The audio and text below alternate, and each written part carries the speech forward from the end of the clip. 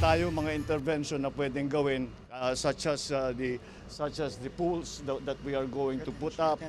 But itawag nila yung retention pond para mabawasan para mabawasan natin yung pagbaba ng tubig. Dahil nga it is may Bicol River Basin, ang plano na talaga pwede natin gawin, na kailangan natin gawin, ay kailangan natin mahuli, dapat ma-koleksyon na yung tubig bago pa bumaba sa basin.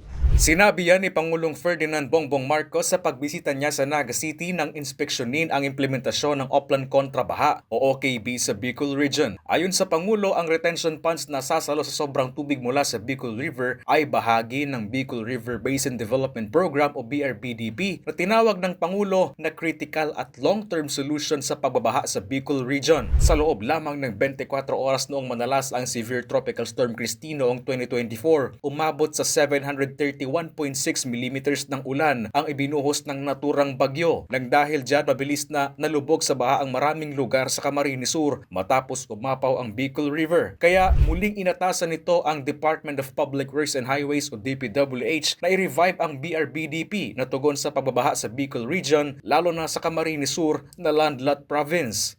That's very significant, and that's why it became critical. I already instructed Sec Vince and Sec Ping to look at the situation here, because we know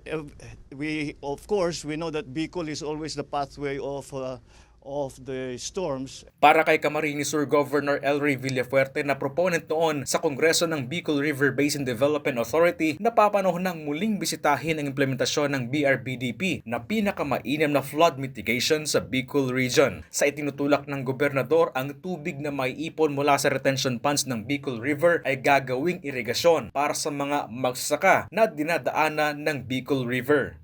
Super welcome that. Kailangan na talaga natin yan. Catch basin tayo eh. Albay, Norte, Camsur, mababa. So konting ulan tayo binaba. So kailangan holistic ang approach. Kailangan hindi lang flood control, kailangan watershed management, ayusin ang irrigation, gamitin ang tubig ng Bicol River for irrigation, i-protect ang watershed, hindi lang flood mitigation. Chris Novello, CSN.